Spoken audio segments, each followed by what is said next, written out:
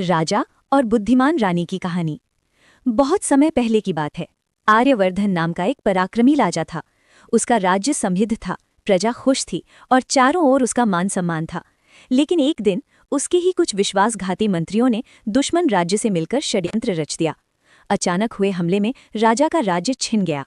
अपनी जान बचाने के लिए राजा को जंगल में भागना पड़ा। कल तक जो राजा सोने के महल में रहता था, आज वही फटे कपड़ों में जंगल में भटक रहा था। भूख, प्यास और निराशा ने उसे तोड़ दिया। उसे लगा सब कुछ खत्म हो गया। एक दिन जंगल में उसकी मुलाकात एक साधारण लेकिन तेजस्वी लड़की से हुई। उसका नाम था वैदेही।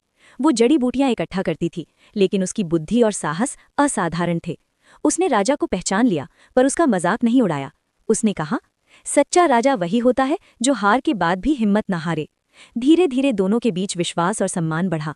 जंगल के पेड़ों और प्रकृति को साक्षी मानकर दोनों ने विवाह कर लिया। वैदेही ने राजा से कहा, राज्य तलवार से नहीं, बुद्धि और धैर्य से वापस मिलता है। उसने जंगल के लोगों को संगठित किया, पुराने वफादार सैनिकों को ढूंढा और दुश्मन की कमजोरियों का पता लगाया। सही समय आने पर उन्होंने चतुराई से योजना बनाई और बिना अधिक रक्तपात के अपना राज्य वापस जीत लिया। राजा फिर से सिंहासन पर बैठा, लेकिन इस बार उसने घोषणा की, इस राज्य की असली शक्ति मेरी रानी की बुद्धि है।